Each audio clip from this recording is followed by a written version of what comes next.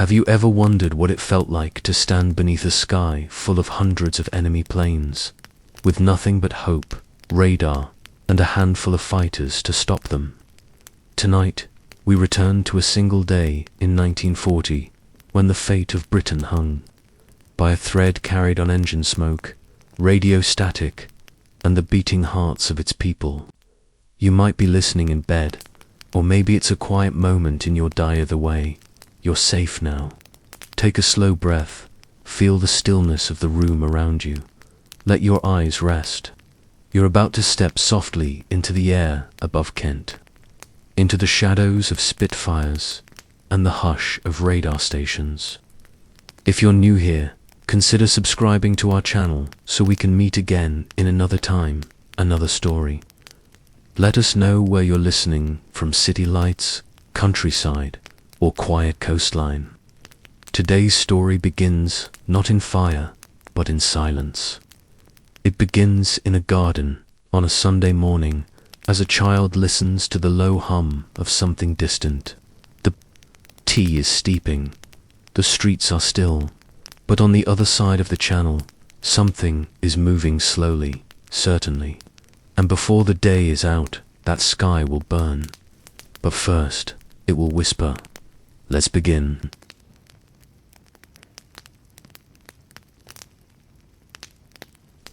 The whisper came first, so soft it might have been mistaken for wind through trees, or the distant grumble of a lorry far off on a country road. But it wasn't. It was a vibration that stirred tea in its cup and trembled through the bones of old houses that had stood for generations. It moved over hop fields, washed church bells in vibration, and pressed faintly against the backs of children still pulling on their socks for Sunday school. In Kent, a boy paused in his garden and tilted his head to the east. In London, a woman, pinning up washing, felt the pins rattle between her fingers. All across southern England, ordinary lives paused. No one knew yet that the largest air assault ever attempted against the island was already gathering across the sea. But the air knew, and the birds knew, and so did a network of men and women watching screens, twisting knobs, and speaking into wired headsets from dark radar bunkers dug deep into the soil. These weren't glamorous jobs. The people who worked those rooms had chalk on their sleeves, ink on their fingers, and bags under their eyes from tracking aircraft shapes for weeks. They were the early warning, the first voices to say, softly, they're coming. What they saw wasn't dramatic at first, just faint echoes on a cathode screen, specks that meant movement. But the specks multiplied, again and again, until someone leaned forward and quietly said, estimate, 300 plus, forming, altitude rising. Across a dozen airfields, the phones rang. Boots scuffed floors. Tea was left half drunk. Pilots who had only just landed were told to climb again. One put his forehead briefly to the wing of his Spitfire, as if touching something sacred, because it was. The myth is that these men were fearless, but the truth is quieter. They were exhausted, sick with nerves, and full of grief for pilots who didn't come back yesterday. Still, they climbed in. Still, they flew. Because the whisper in the sky was growing into a voice, and that voice did not speak peace.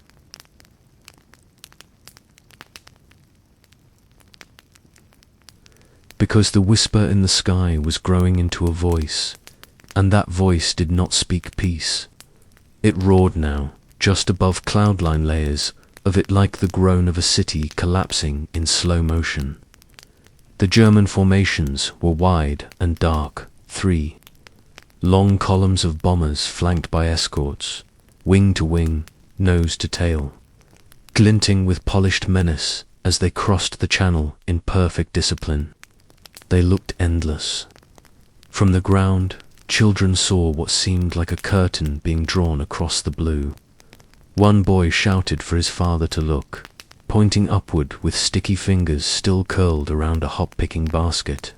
His father, a veteran of the last war, said nothing. He just stared. This wasn't a drill. In radar bunkers, the blips on the screens had become swarms. Air Vice Marshal Keith Park's voice broke through the noise. Scramble every squadron. It was the last reserve. There would be no backups this time. The ground crews rushed to rearm the Spitfires and Hurricanes. Mechanics moving like dancers through fire, wrenching open engine panels and slapping their hands against hot fuselages. In control rooms, young women dragged markers across huge table maps while the room above them crackled with orders, coordinates, altitude guesses, and clipped vowels. The radios hummed with static and nerves. The Luftwaffe, unaware of how closely they were being watched, moved forward with confidence. They believed the RAF was finished. Their pilots had been told it would be a walk through broken skies. But then, from the edges of the sun, the British fighters came. Climbing like ghosts with steel wings, they burst upward from low positions and into the bomber columns like a silent scream. The first dogfights tore open over Kent. One pilot, only 19, held his breath as tracer fire zipped past his canopy and lit up the air like sewing needles dipped in flame. He remembered a joke someone had told him on the airstrip hours before. It seemed absurd now, absurd that anything had ever been funny again. But he flew anyway. They all did.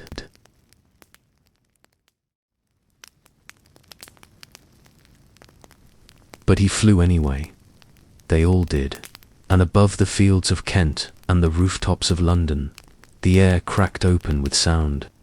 Not the clean, soaring sound of engines in formation, but the splintered noise of war at close quarters machine guns.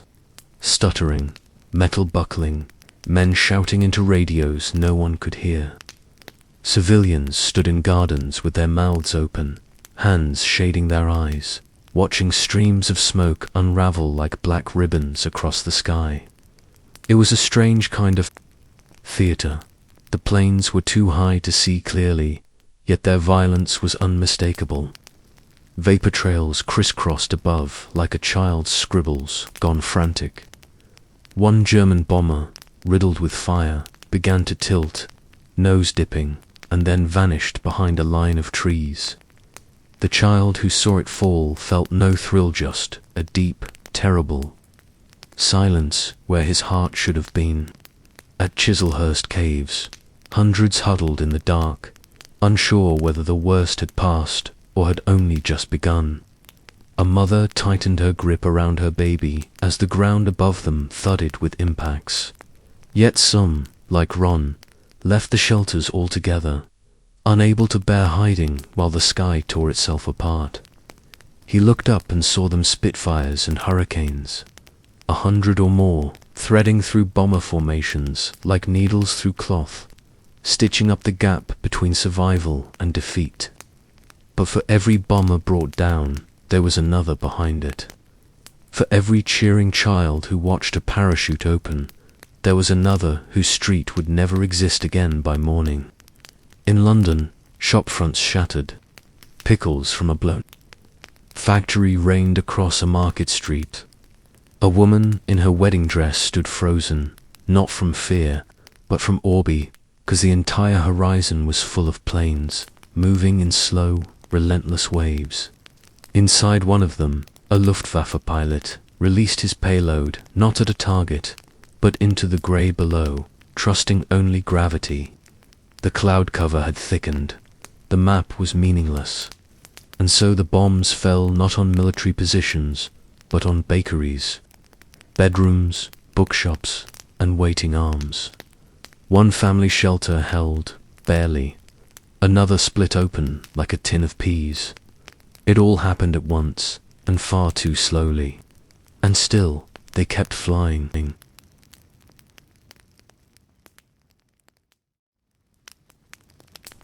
And still, they kept flying. Through the smoke, through the falling glass, through the strange quiet that followed each explosion like a breath held too long. Some pilots lost consciousness from the turns, the speed, the thinness of the air, and came to with smoke in their cockpit and their hearts beating like fists against their ribs. Others flew until they ran out of bullets, then simply flew alongside the enemy bombers, glaring through the glass as if their anger alone could punch holes in metal. On the ground, children clutched bits of shrapnel like treasure. It became a game to see who could collect the most, to compare scars and scorch marks like medals. In one neighborhood, a boy thought he'd found a chicken in the gutter, fat and still warm. It was part of someone.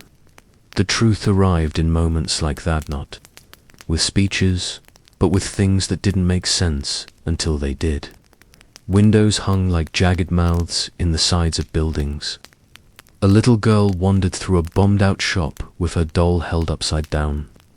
In an alley, a young man's wedding suit was covered in brick dust, his boutonniere still pinned over. His heart, even the pilots, returning to base with smoke in their hair and grease on their cheeks, did not smile. They asked if their mates had come back. Some had, many hadn't. Still, the radios barked orders.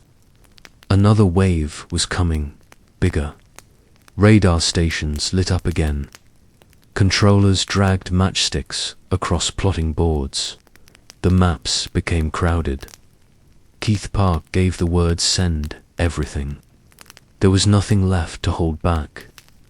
Churchill, standing at the command table, asked how many squadrons remained in reserve. None, came the reply. Every pilot was airborne, every machine in the air. This was the moment that would define the day, and possibly the war. The Luftwaffe's second assault bore down with brutal precision, and once again the Spitfires and Hurricanes clawed upward to meet them. The skies above England were now so full of aircraft that some pilots could no longer tell friend from foe. One remembered firing at a bomber, only to realize moments later that his own wingman had nearly collided with him in the dive. It didn't matter. No one stopped. They turned, they twisted, they vanished into the white and the grey and the black. Then someone shouted, "They're turning back." And for a second, there was nothing, just smoke and silence.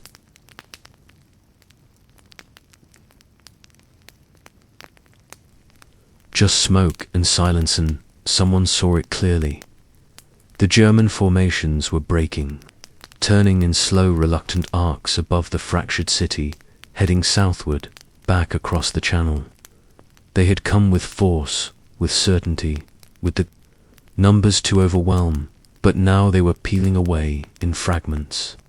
Not all at once, not in a graceful retreat, but in disarray, some bombers veering off early, some limping with engines aflame, some dropping their bombs hurriedly over open fields, just to lighten the load.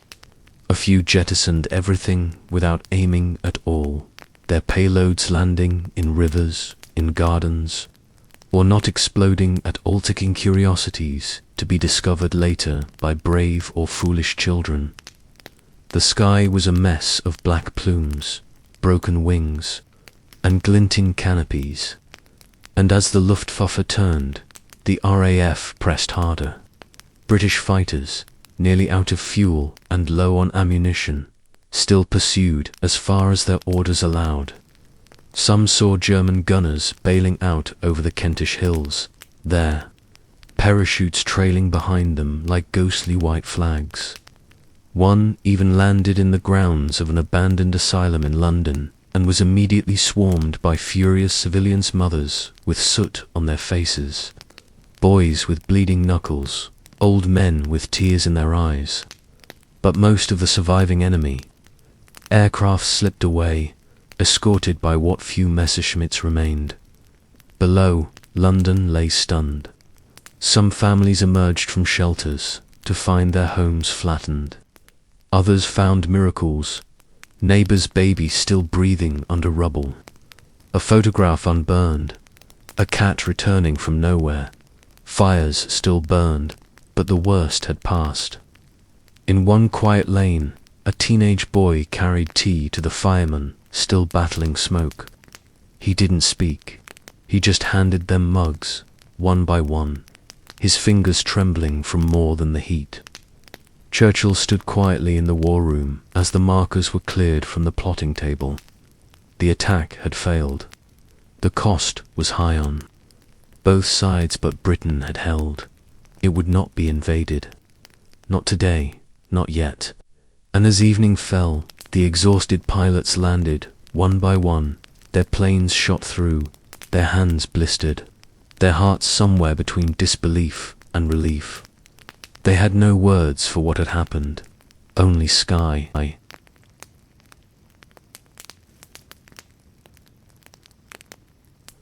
They had no words for what had happened, only sky. And now, even that sky had begun to settle. The roar of engines replaced by the low crackle of distant fires and the murmur of voices too tired to weep. The sun, barely visible through the haze of ash and exhaust, lowered itself like a burned coin behind rooftops, still steaming from the morning's assault.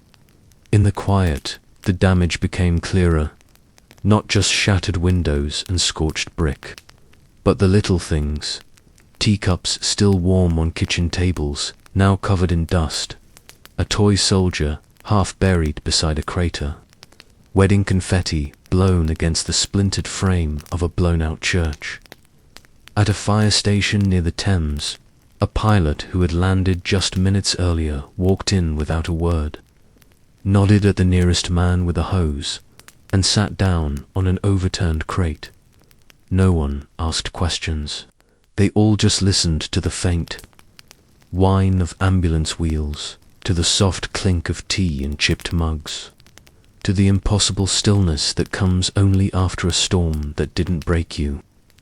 Children wandered back into the streets like ghosts, wide-eyed, collecting things again: bits of metal, twisted coins, a German glove missing its hand. In the bombed-out districts, old women swept rubble from their steps as if it were just another Monday.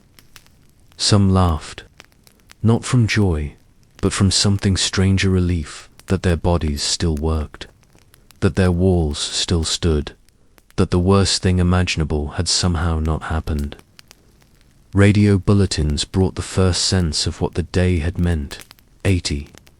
Enemy aircraft destroyed, Britain still in command of its own air.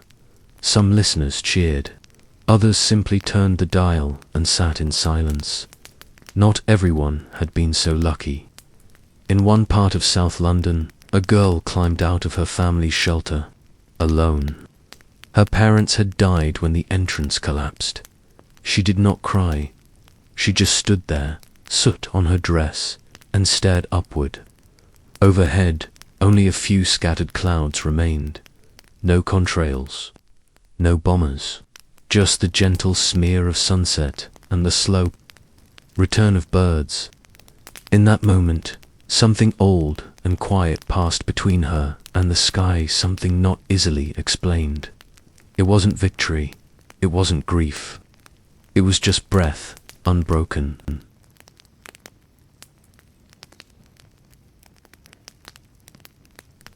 It wasn't victory, it wasn't grief.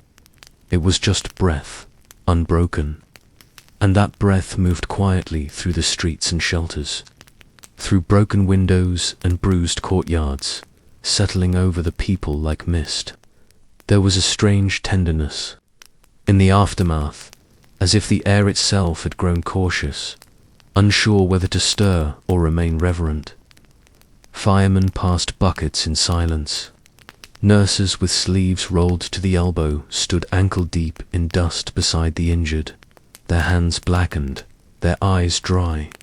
And then the children spoke again, not of fear, but of how they'd seen a plane spiral, like a leaf, or how they'd found a bullet casing still warm near the park gates. These details became stories by evening, and stories became offerings, some kind of sacred inventory against the absurdity of survival. In one neighborhood, a group of boys gathered to trade pieces of shrapnel like marbles, placing value on size, burn marks, even bloodstains. One had found a jagged bit shaped like a crescent moon. Another swore he had a German pilot's cap, though no one believed him. Their parents didn't stop them. In a strange way, it helped. It gave form to the formless, metal weight to memory. Further south, a woman pinned blankets over shattered glass and lit a candle anyway, setting it in the window like a defiant star. Her husband had not returned and wouldn't, but the candle was for him, or perhaps for herself. Meanwhile, in command centers, now hushed, the final reports were tallied. 79 Luftwaffe planes lost, 29 British. The numbers were precise, but the feelings they stirred were not. Some squadrons had returned nearly whole, others not at all. One pilot, his face burned and his hands shaking, stared at the moon through the hole in his barracks wall and whispered his brother's name. He had no idea if he was alive. No one did. The sky had taken its toll and kept its secrets.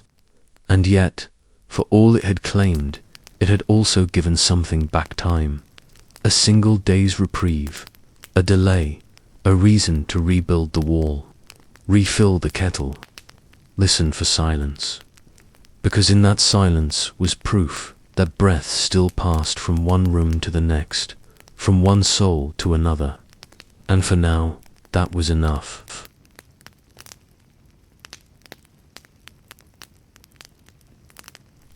And for now, that was enough. Candles flickered behind makeshift curtains, their soft light reflected in cracked mirrors and pools of water where fire hoses had overrun the gutters. They weren't meant as grand gestures, just small pulses of defiance, of remembrance, of not being entirely consumed. In neighborhoods where roofs had vanished and walls leaned like tired shoulders, people gathered outside with teapots and blankets, huddled not from cold but from instinct. They needed to see each other's faces, to say nothing, yet know they weren't alone. One elderly man poured a finger of brandy into a chipped enamel cup and passed it wordlessly to the woman beside him, both watching the embers of a crushed chimney flicker like dying stars. And yet, even now, absurd moments surfaced. In Soho, a pub's half-standing sign still swung proudly in the smoke. And somehow, someone found a working gramophone and played a warbled old tune, drawing laughter from the ashes. Laughter real, full-throated, tear-laced. It shocked even those who made it, because it felt impossible and necessary all at once. In another corner of the city, a teenage girl with scuffed shoes and dust in her braids sat beside her grandmother's bed and whispered about the Spitfires she'd seen diving like falcons, her voice rising with awe as if she were recounting myth instead of memory. Somewhere outside, a radio crackled news of a postponed invasion. Invasion Operation Sea Lion delayed indefinitely. Hitler had blinked, not publicly, not with apology, but the skies had proven too fierce. The Luftwaffe had not broken Britain's back. And so the girl kept talking, voice steady, while her grandmother slept and the candle by her side trembled slightly in the open air. Not far away, in a row of semi-destroyed houses, a boy crouched beside a tree and listened to the wind. It didn't sound like sirens, not anymore. It sounded like leaves again, like breath again. And he leaned his forehead against the bark and closed his eyes, thinking of the sky, of the men who flew into it, and of the strange warmth that remained even after. Everything else had gone.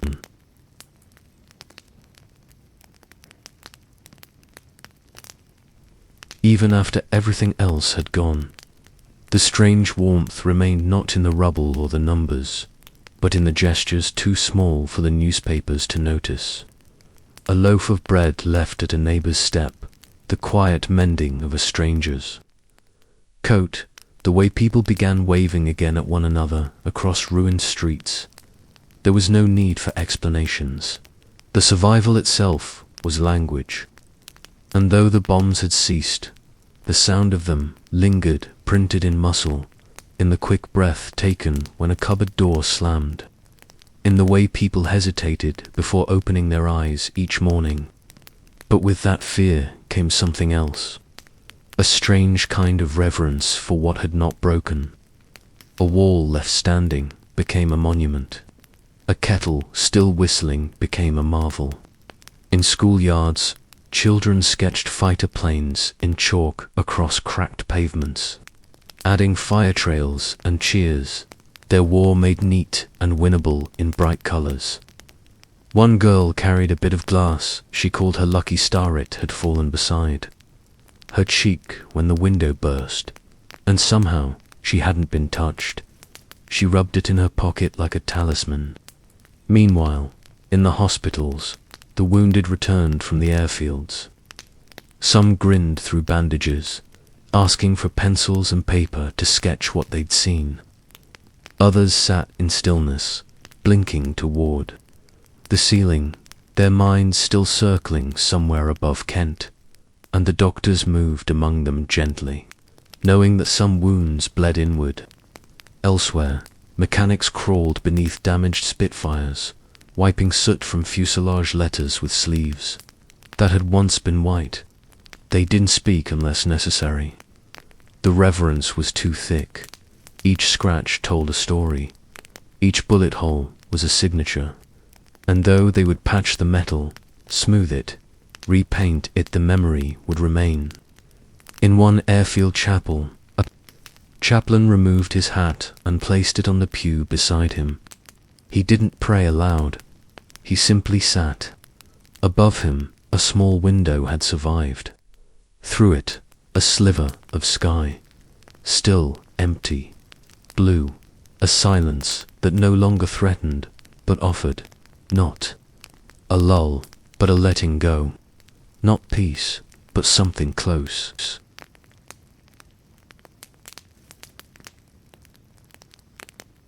Not peace, but something close. That's what the survivors carried with them into the slow days that followed, where each morning felt borrowed and every hour seemed wrapped in gauze.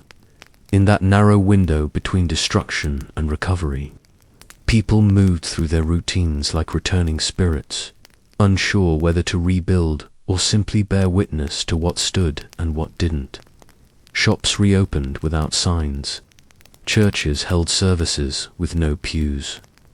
The bell in one village had cracked during the bombing, but they rang it anyway, and its off-note echo sounded like defiance. The milkman made his rounds, stepping over rubble to place bottles at half-standing doorways. His horse knew the way by memory and ignored the ruin like a soldier ignores pain. In Parliament, the news was clearer. The Luftwaffe had lost more aircraft in a single day than in any previous operation. Churchill's voice, low but resolute, declared it a turning point.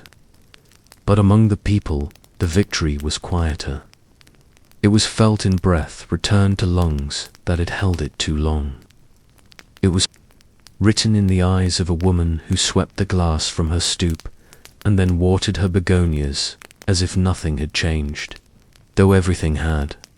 In a school turned temporary shelter, a group of children rehearsed a small, plain improvised drama where one child played the pilot and another the storm. And everyone laughed when the boy flapped his arms like wings. Laughter again, fragile, miraculous. A nurse passed by and paused at the doorway, watching without interrupting, and let the sound fill her chest like breath. Not far away, A telegram boy knocked on another door. A woman opened it slowly, already knowing. The boy removed his cap. She didn't cry, not in front of him. She just nodded, stepped back, and closed the door with a gentleness that held both endings and beginnings. The warmth hadn't left it, had merely hidden beneath the ash, waiting for someone to speak kindly, or to sing, or to simply sit still beside another human being and not need to say anything at all. The bombers had come and gone. The sky, though, scarred, had held, and beneath it, in bedrooms and kitchens, in fields and bunkers, something soft and unkillable had remained.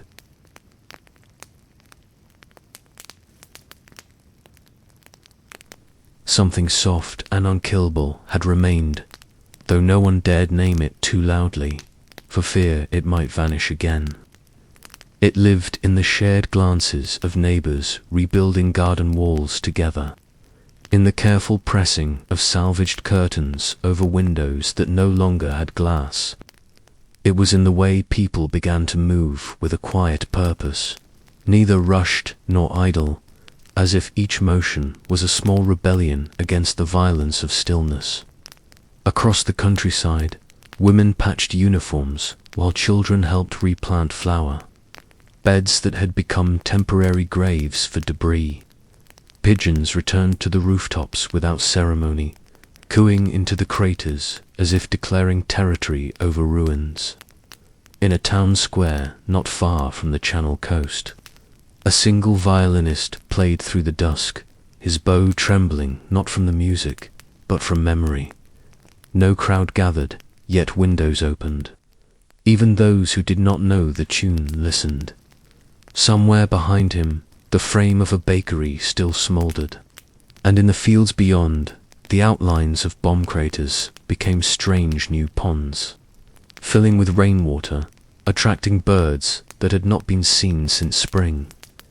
At an airfield, pilots who had survived the long day walked the runway at twilight, with their hands in their pockets, kicking at stones and not saying much. One of them stopped to light a cigarette and noticed the faint glimmer of stars, returning clearer now, oddly cleaner, as if the sky had been scoured by fire and grief. He exhaled slowly, not in triumph but in recognition of survival, of having seen too much and somehow remained standing. That night, in shelters now silent but still occupied, people slept in patches, half waking at distant booms that turned out to be doors slamming, or the trains resuming their runs. The dreams that followed were tangled and uneasy. One child dreamed of a plane made of feathers, another of a house that floated above the clouds. And though no alarms sounded that night, every heart was tuned still to that possibility, that ripple in the quiet that could mean a new scream in the sky. But it never came. Only night, only rest, only, perhaps, the beginning of something gently healing.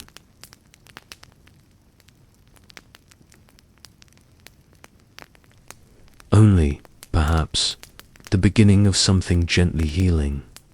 And like all beginnings, it did not announce itself with trumpets or banners, but with small, nearly invisible axle whistling in a still intact kitchen, a boy tying his shoelaces. For school, even though the school no longer had a roof, a woman ironing a blouse just because it still smelled like her mother. In these moments, people began to reclaim the texture of normalcy, not by ignoring what had happened, but by folding it quietly into their routines. The war had not ended. The bombs would return at night, from new angles, but that day, that miraculous day when the sky turned and the invaders turned with it, had bought them time.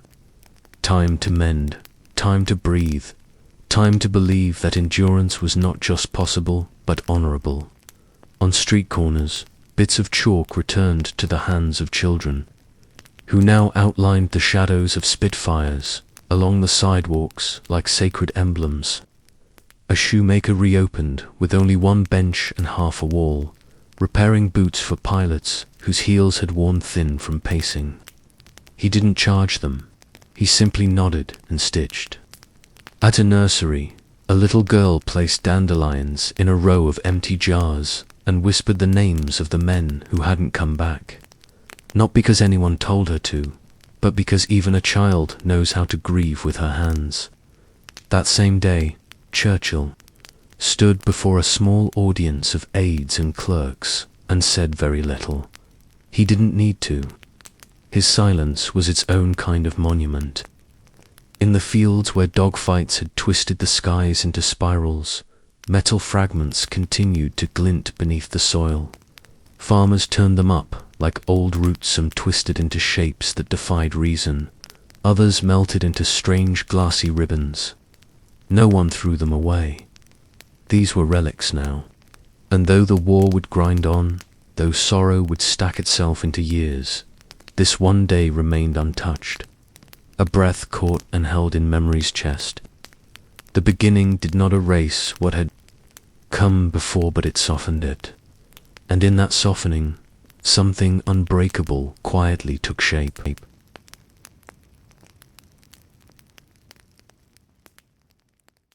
And in that softening, something unbreakable quietly took shape, not in defiance or fury, but in the shared patience of survival.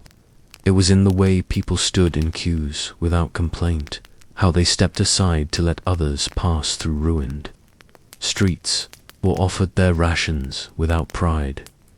It was not a banner-waving resilience, but something sturdier, the silent agreement to keep going. Across the countryside, the day of the great battle was already becoming story.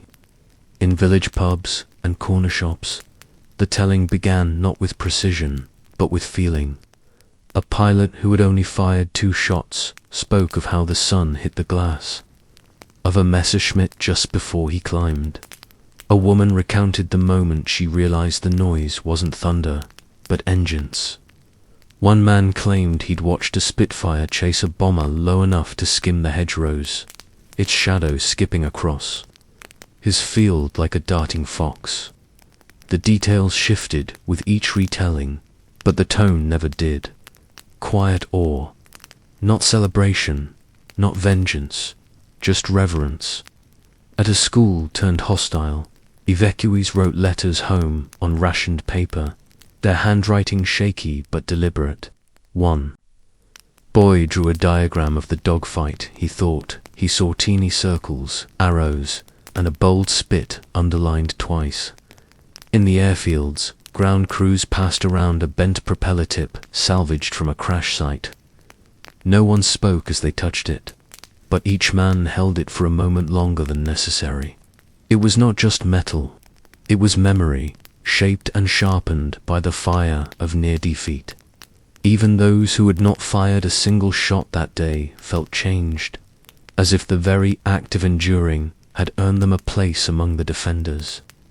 The sky above them, emptier now, quieter, no longer loomed as threat, but lingered as reminder. They had not won a war, but they had not lost their home.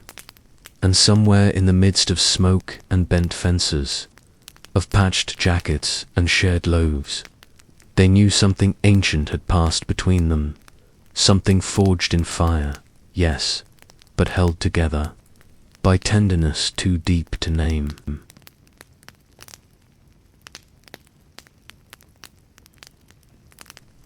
Something forged in fire, yes, but held together by tenderness too deep to name. That was what lingered most in the days that followed.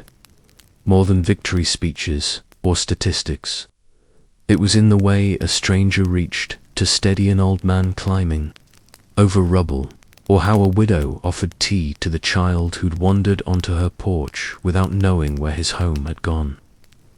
That tenderness wove itself through everything, through ration queues, through silence during air raid warnings, through the heavy pause before a name was spoken aloud.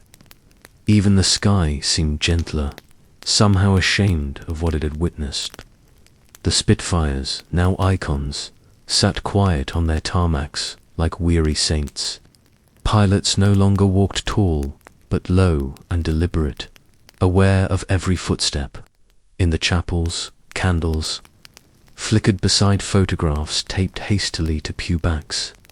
Young men with wide eyes and uneven smiles, some grinning in uniforms too large for them, others seated casually on wings that would never lift again. People came to look at them, not to pray exactly, but to remember. There was comfort in seeing their faces still here, if only in image. In the evenings, the talk in homes turned softer, to conversations hovered around weather, recipes, old songs, not out of avoidance, but because these, too, were sacred. The ordinary was now a sanctuary. In one alleyway, a group of women scrubbed soot from the bricks, not because anyone told them to, but because clean walls helped them breathe. A boy stitched his torn jacket using thread he'd found in the wreckage of a tailor's shop. He wasn't old enough to know what defiance was, but every poke of the needle was an act of it. In these small rituals, the nation stitched itself back, together, not quickly, not perfectly, but with care. And as they did, the fear that had once ruled their days gave way to something quieter, resilience without roar. It did not shout, it hummed, warm and unyielding beneath every gesture. And in that hum was a message to those who might come again. This island may bend, but it will not break not while kindness holds the seams.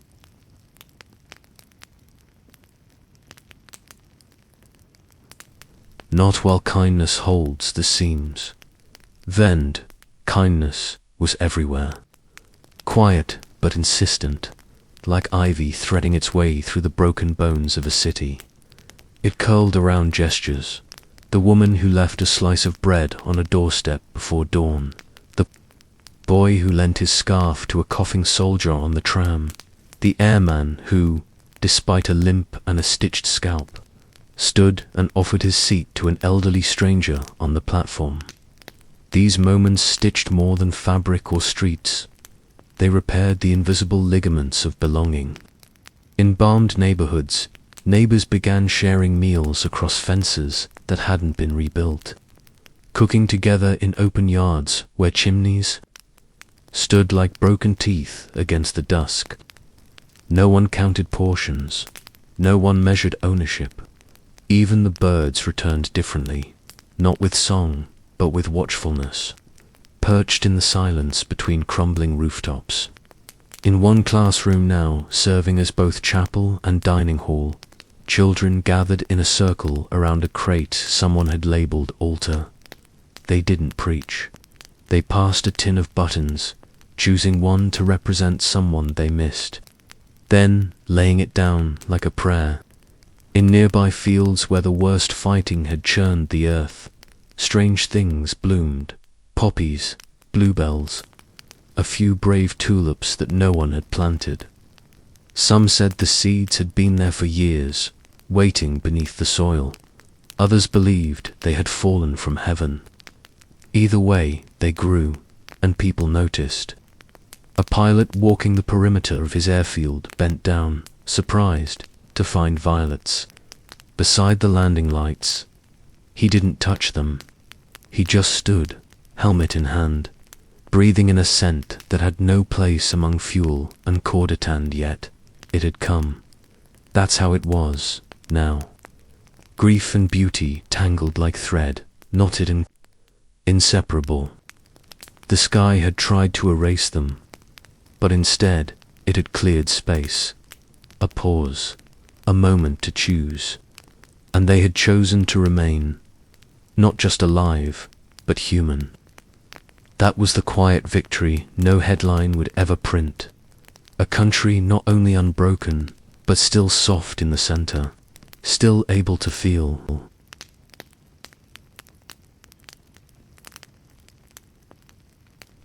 Still able to feel that, more than any aircraft or strategy, became the quiet marvel of the days that followed.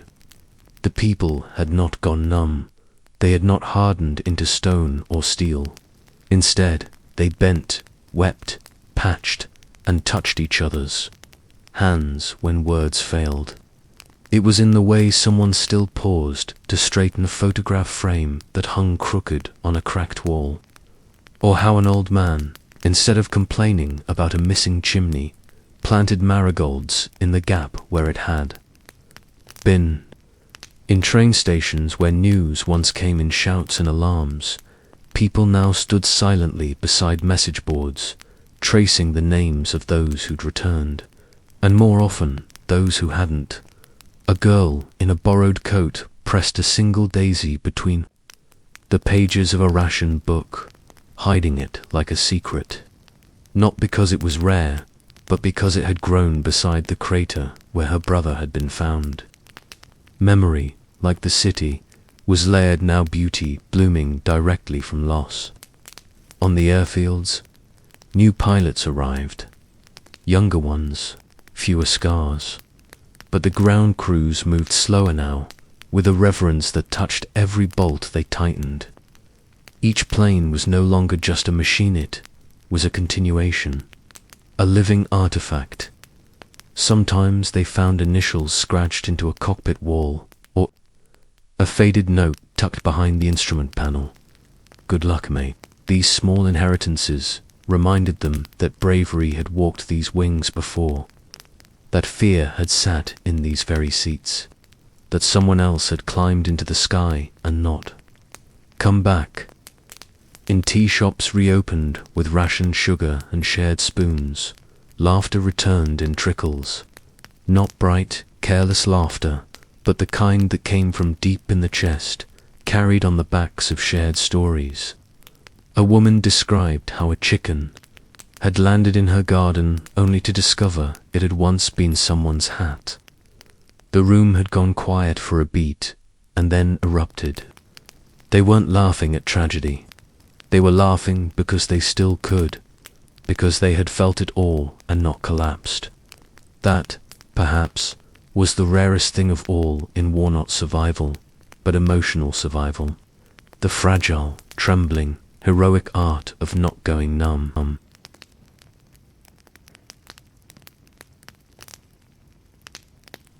The fragile, trembling, heroic art of not going numbed was what truly set them apart. Those who endured that long September day and the days that trailed behind it, they didn't armor their hearts with denial or vengeance. Instead, they wrapped their grief in ritual and let tenderness be their flag. In kitchens where cupboards hung open and soot stained every handle, people still stirred porridge, still folded laundry, still lit the stove as if feeding the ordinary could keep despair at bay. And somehow it did. One woman, whose entire street had vanished in smoke, rose each morning to sweep the sidewalk where her front step used to be. Neighbors would nod, and she'd nod back. No one asked why. Her broom whispered against the pavement, soft as prayer. In one town square, a boy set up a wooden box and read aloud from a torn book about knights and dragons. He'd lost his voice the week before from smoke inhalation, but now it was backrough, determined. A small crowd gathered, not to be distracted, but to remember what courage sounded like when spoken with trembling conviction. Meanwhile, far above them, the skies remained oddly clear. No drone of engines, no ghost trails across the clouds. Just silence, and, in that silence, a strange sort of trust began to grow. Maybe the worst had passed. Maybe not. But they had proven something undeniable, that cruelty could not rot the root of who they were. In a hospital, a young pilot with burns along one arm asked a nurse to help him hold a pencil. Not to write a letter, to draw. He sketched the view from his cockpit only this time. Instead of clouds and flak, he drew birds, peaceful ones, wings outstretched in quiet formation.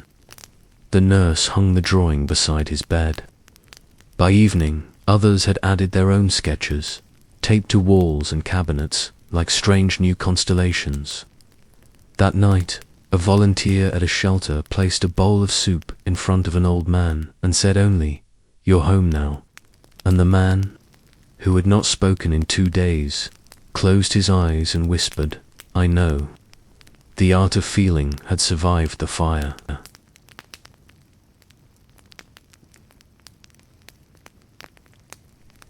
The art of feeling had survived the fire, and so had they not unscarred. Not unchanged, but unmistakably human, still stitched with wonder and ache. In homes where roofs had vanished, people hung laundry lines between broken beams and let their clothes dance with the wind. Children played games among the rubble, stepping between craters like hopscotch squares, their laughter echoing off stone. Not because they didn't understand the danger, but because joy had become its own kind of resistance. In a church missing its steeple, a choir gathered anyway, humming the notes they remembered even when the organ lay in pieces. Their voices rose into the void where stained glass used to scatter sunlight, now filled only with dust motes and breaths. That breath shed sacred was all they needed. On the edge of the city, a man returned to his allotment and found his carrots untouched, still pushing bravely through the earth. He picked them one by one, whispering thank you to the soil. Somewhere nearby, a woman discovered a tea tin in the wreckage of her pantry.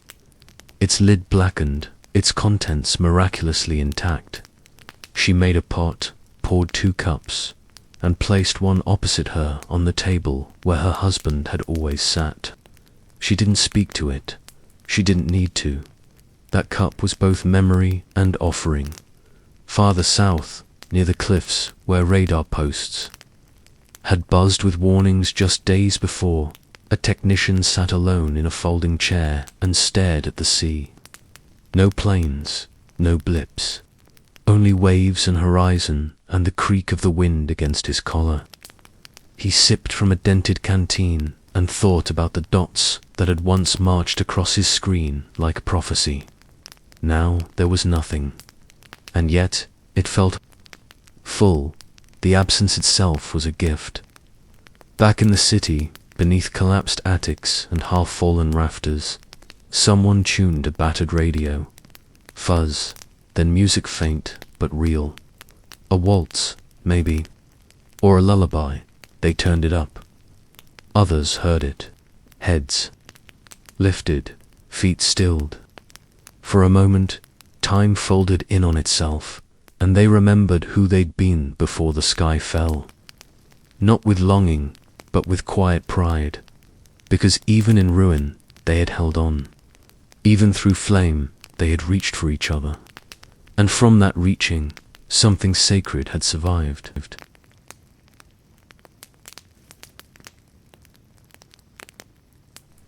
And from that reaching, something sacred had survived.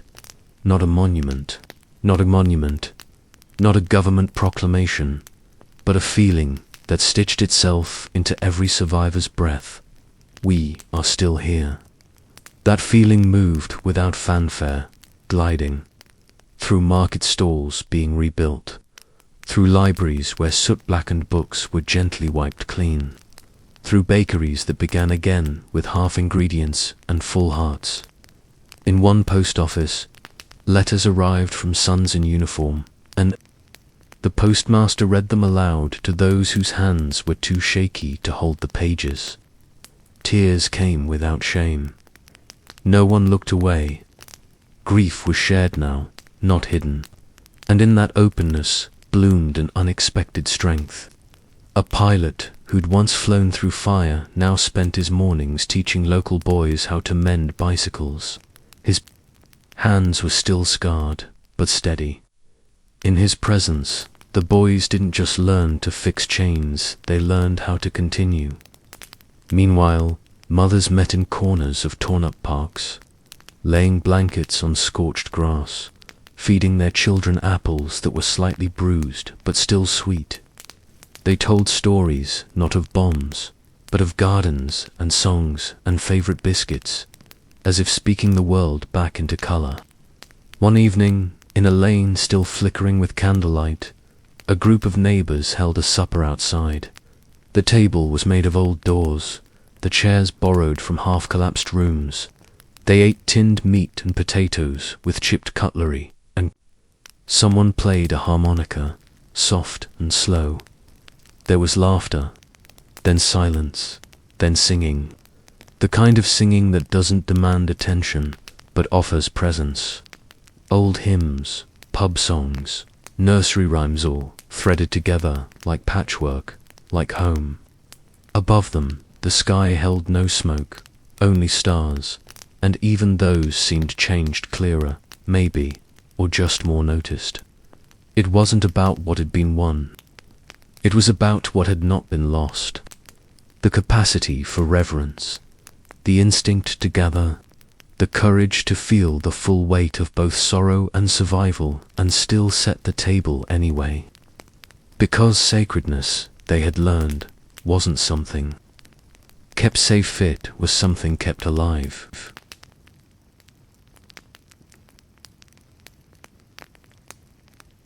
Because sacredness, they had learned, wasn't something kept safe, it was something kept alive, and kept alive gently, through repetition, through presence, through the ordinary made sacred by attention. The rituals continued in quiet persistence.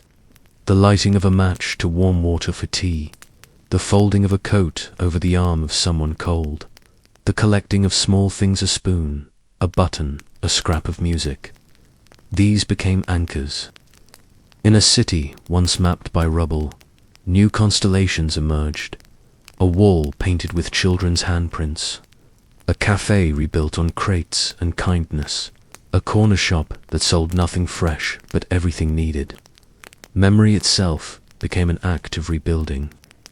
People began to speak about that Sunday, not with dread, but with a soft kind of reverence, as one might speak of a storm survived together. They spoke of the sky, how it turned black, how it flamed, how it cleared again. One woman swore she saw an angel in the contrails. A boy said he counted 112 planes before he lost track. A man who had not spoken in years offered quietly that he remembered the exact moment the noise stopped. He said it felt like waking up. These recollections stitched the fabric of the nation back together, not with bravado, but with breath. At one airfield, now quiet and half overgrown, a mechanic kept arriving each morning to oil the hinges of a hangar door no longer in use. When asked why, he said, because if they ever need to fly again, the door should open. It was not superstition, it was stewardship. It was the belief that what had been given freedom, survival, the sky itself, was worth tending.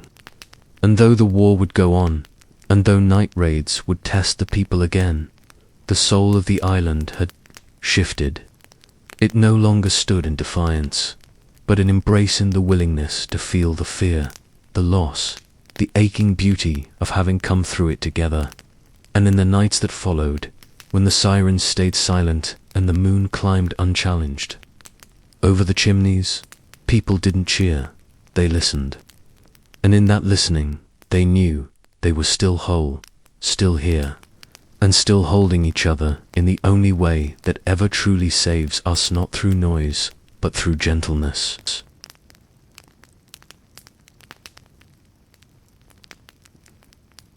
Not through noise, but through gentleness, that was the way through. The way the people had chosen without ever needing to declare it. It was visible now in every softened edge of daily life, where even the act of sweeping a doorstep or straightening a fallen shutter carried the weight of ritual. In a city once torn open by sound, it was now the silences that held meaning. They were not empty silences, but full ones, of breath held between neighbors, of quiet nods exchanged across makeshift fences, of footsteps that paused not from fear but respect.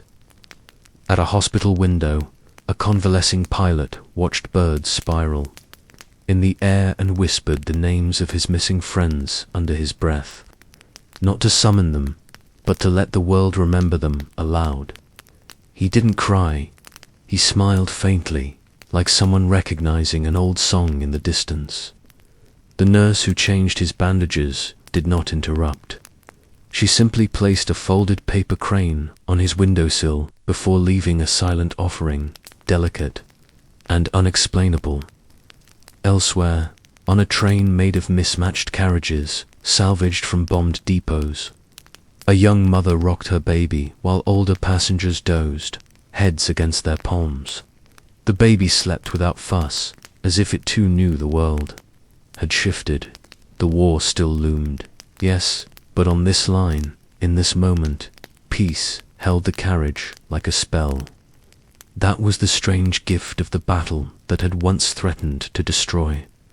Demet had forced them to notice what was worth saving, not just cities and airfields, but each other. The way someone laughed from their belly, the way sunlight moved through soot like stained glass, the way, despite everything, the human heart continued to open again and again, even when it had every reason to shut. In one village, a woman swept ash from the bell tower steps and found herself humming. She hadn't meant to. The tune just came, and the bell cracked and rusted, trembled in the wind, echoing her melody faintly back. Not a warning this time, just a song held in the bones of the building. A reminder that the sky, though dangerous, had also given something back. The clarity to know what mattered and the stillness to hold it gently.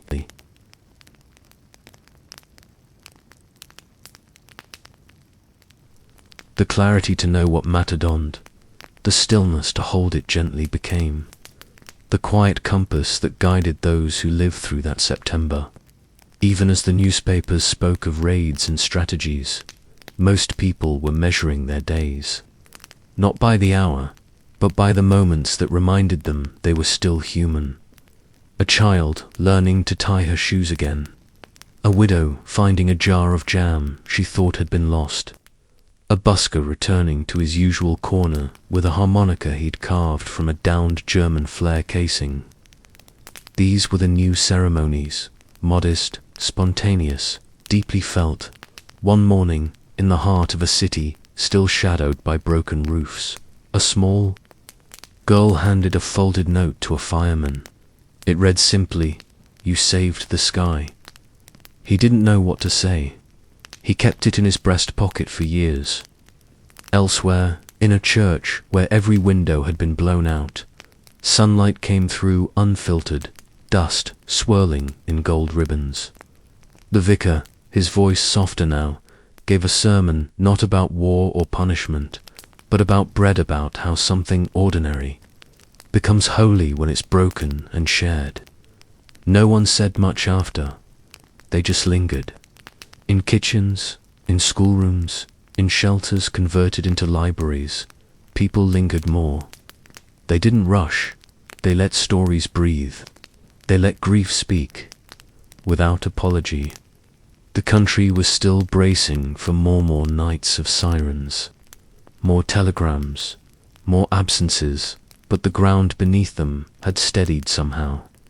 Even their sorrow had begun to bloom into something strange and luminous, a kind of wisdom that could not be taught in peace. Pilots who had once fallen from the sky were now teaching children how to navigate by stars. Women who had soothed the wounded were planting lavender beside train stations. Every act, no matter how small, was a gesture of memory and defiance, of choosing life with both hands. And each gesture whispered the same truth, that what mattered most had never been made of steel or strategy. It was made of hands reaching, voices remembering, hearts still willing to fill in the wake of fire.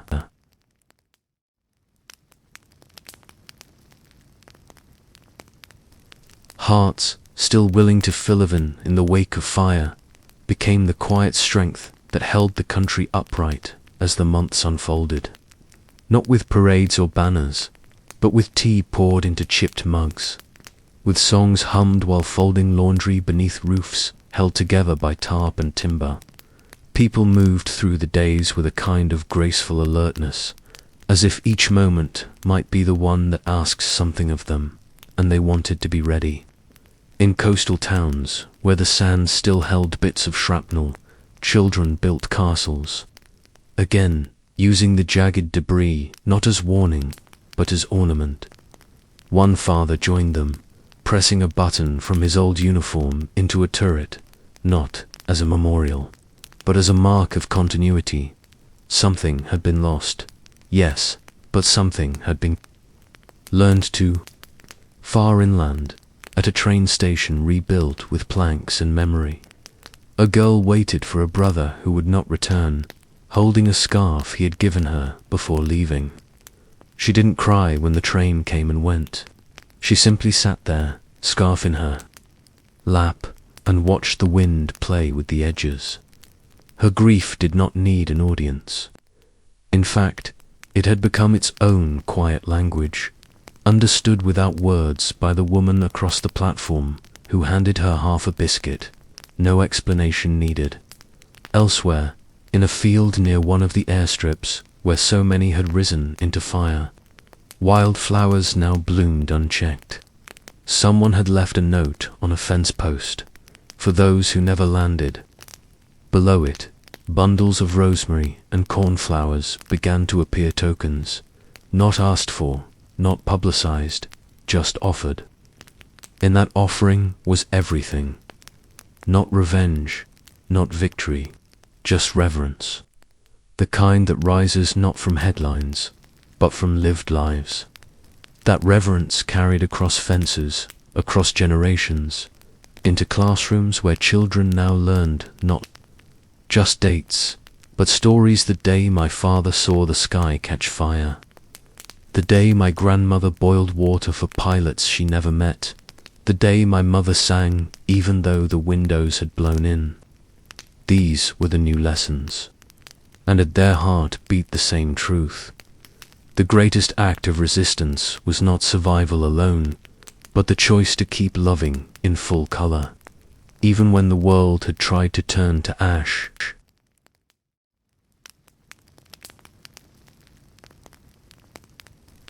Even when the world had tried to turn to ash, they had chosen loving in full color, and that, more than strategy or luck, became the lasting triumph. Color returned slowly, like breath after sobbing. Curtains died from beetroot hung in window frames once blackened by smoke. Garden fences were painted pale blue or lavender, not out of fashion but from whatever pigment could be scrounged from ruined shops. And into these colors came stories of joy, of ache, of what it meant to be held together not by stone but by gesture. One woman stitched a quilt from salvaged uniform scraps and laid it over her father's chair. Though he'd never returned to fill it, she didn't call it memorial. She called it warmth. In the marketplace, a street artist began chalking bright murals along the base of damaged buildings, not to cover the scars, but to bloom from them. A red kite above a shattered roof, a yellow teacup balanced on rubble, a child's handprint beside a daisy. People stopped to touch them, and no one needed to ask why. The city had become a canvas of becoming. In one courtyard, a gramophone was repaired using wire pulled from a wrecked bicycle lamp. When it played, the record skipped, but the music still danced. Old songs, forgotten ballads, something about rain and roses. The tune didn't matter. What mattered was that people danced again. In wool socks, in worn boots, in bare feet on broken cobblestone. An old man spun a girl around and laughed so hard he fell, and she helped him up with a grin, wide enough to replace any anthem. That night, Someone lit lanterns in a line through the alleyways, and when asked who had done it, no one claimed credit. Perhaps it didn't matter. Perhaps it was all of them. 100 small flames bobbing like fireflies, each one a quiet declaration. We are still alive, and we still feel. And just as the sky had once filled with smoke, now it filled with something softer hope, maybe, or the echo of it. A memory carried not as weight, but as invitation, to gather, to sing, to remember, to live, not despite what happened, but with it, woven into the color, loved anyway.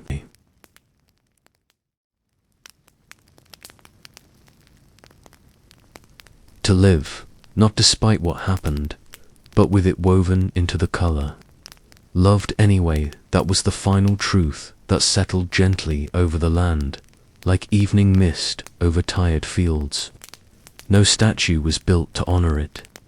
No parade marched in its name, but it was there in every glance that lingered a second longer, every door left slightly ajar, every pot of tea poured with hands that remembered trembling. The war continued, yes, with its long nights and longer shadows, but something had shifted in the marrow of the people. They no longer waited for peace to arrive, fully formed. They shaped it daily with kindness, with music, with the rebuilding of what mattered most. In a village square, someone planted ivy beneath a burned-out clock tower. When asked why, she replied, so that something climbs. And climb it did over stone, over memory, over the sharp outline of what had been. Children grew taller beside those ruins, never knowing the city without its cracks, but loving it just the same. They played among fractured fountains and turned crater pools into oceans in their stories. And their parents let them, because they knew if wonder could survive here, then anything could. In one home, a boy taped feathers to a wooden spoon and called it his Spitfire.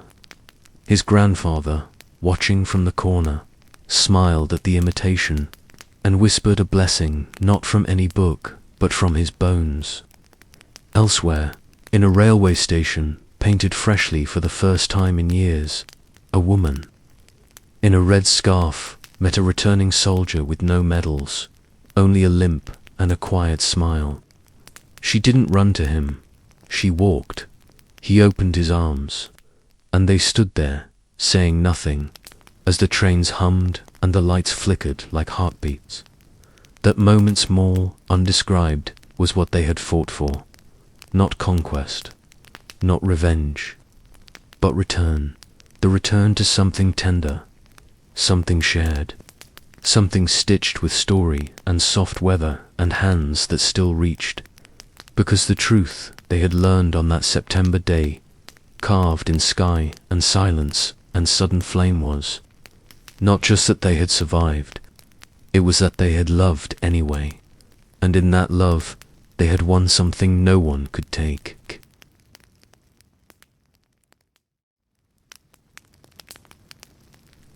And in that love, they had won something no one could take. Years would pass, stones would be reset, children would grow, asking questions about the broken chimneys and the medals in drawers. But some things would not need answering, only feeling. A street lamp still leaned slightly to one side, not yet repaired, and no one minded. A tree that had been scorched now bloomed brighter each spring, as if bearing witness to its own miracle. And somewhere, in a cupboard at the back of a quiet house, that little note still rested. You saved the sky. It was never framed. It didn't need to be. Because in homes and parks, in tea shared and songs remembered, the sky was still being saved, one breath, one kindness, one remembered name at a time. If you're still listening, perhaps you've felt it too. That quiet courage, that slow breath that says, we made it through. And maybe tonight, as you drift towards sleep, you'll carry a piece of them with you, not in sorrow, but in stillness, not in war, but in wonder. Subscribe to our channel so we can meet again next time, for other stories are also waiting for you in skies still watching, in hearts still willing. And just like them, you are still here, and you are not alone.